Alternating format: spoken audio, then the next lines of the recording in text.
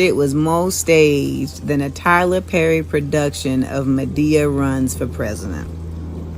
I lived in Harlem long enough to know that gunshots do not sound like making popcorn on the stove. Pop, pop, pop. Where'd the blood come from?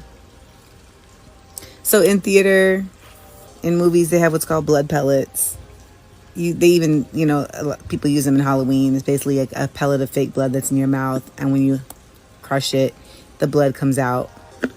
To be frank, Small Hands Trump would not respond by raising his fist in the air triumphantly were an actual attempt made on his life. This was, I believe, done to try to show his strength counter to Biden's fragility. Oh my God. Molly, you in danger, girl. If you want to know the definition of delusional, this is it right here. When there is nothing you can say to a person, no logical conclusion you can create, because by default, everything is illogical simply because they have already decided in their minds that they do not like a person.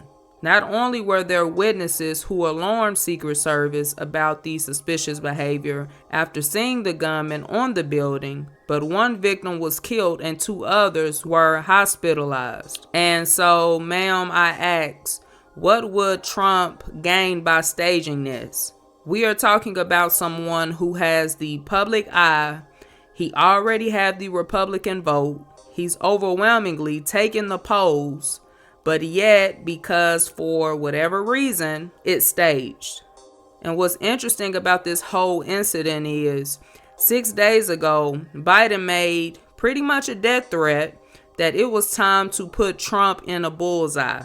But hey, that doesn't matter. Logic no longer matters, especially from unhinged people like her who make goofy and disgusting statements like this one. Now, I don't know much about Amanda Seales. My first thought when I came across her was she's clearly a race baiter and a wannabe female version of Dr. Umar Johnson.